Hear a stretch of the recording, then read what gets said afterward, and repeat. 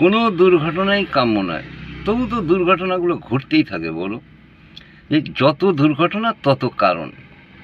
সেই কারণগুলো সম্পর্কে যদি আমরা এতটুকু সতর্কে থাকি, তাহলে দুর্ঘটনা এড়ানো অনেকটাই সম্ভব। তো সেই কারণগুলোর মধ্যে একটা গুরুত্বপূর্ণ কারণ আমি আজ আলোচনা করব। আমি সারাদিন গাড়ি নিয়ে ঘুরলাম, চেহারা দেখেই বুঝতে পারছো দুপুরবেলা অল্প একটু 20 টাকার এক বাটি খিচুড়ি খেয়েছি। যাই হোক, তবু তোমাদের সাথে একটু কথা বলবই, আমার মনে হলো এটা জানানো দরকার। এইটা নতুন কিংবা পুরাতন বা কেউ গাড়ি চালানো শিখছো, তাদের জন্য খুবই গুরুত্বপূর্ণ। ধরে নাও তোমার বাড়ির গ্যারেজে গাড়িটা রাখা আছে, কিংবা ধরো তুমি তোমার বন্ধুর গাড়িতে গিয়ে একটু ট্রায়াল দেওয়ার জন্য ড্রাইভিং সিটে বসলে। তাতে কি হবে, তোমার বাড়িতে যে গাড়িটা রাখা আছে সেটা হয়তো আগের দিন কিংবা কিছুক্ষণ আগে হয়তো তোমার দাদা কিংবা বাবা যে কেউ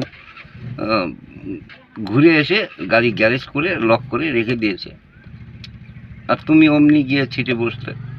আবার এটা হতে পারে তোমার বন্ধুর গাড়িতে বসলে সেই বন্ধু তার মতো করে সিট অ্যাডজাস্ট করে রেখেছে। বন্ধু হয়তো লম্বা আর তুমি অপেক্ষাকৃত হয়তো ধরে নাও হয়তো খাটো কিংবা বেটো। তাতে কি হবে, লম্বা মানুষের পা মানে ঠ্যাং, বাংলা ভাষা যেটা বলে ঠ্যাং অনেকটা লম্বা থাকে, আর তুমি যদি খাটো হও তাহলে ঠ্যাং পা তোমার খাটো হবে।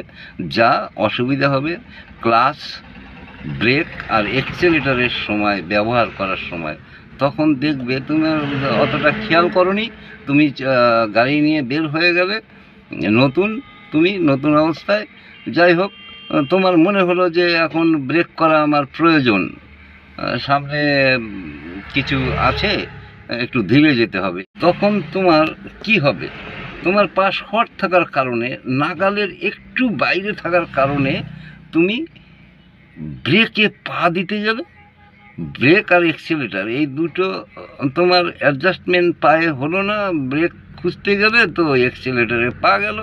যেখানে গাড়িটা স্লো হতো সেখানে এক্সেলেটারে পা যাওয়ার জন্য গাড়িটা রেস্ট নিয়ে নিল, আরও দৌড়ালো। তাহলে কি হবে, তাহলে সামনে কোনো ঘটনা ঘটে যেতে পারে।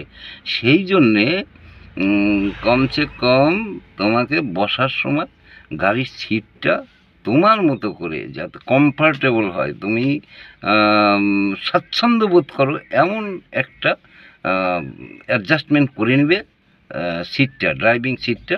তারপরে তুমি যা খুশি করো। আশা করি এই জিনিসটা তোমাদের মনে থাকবে।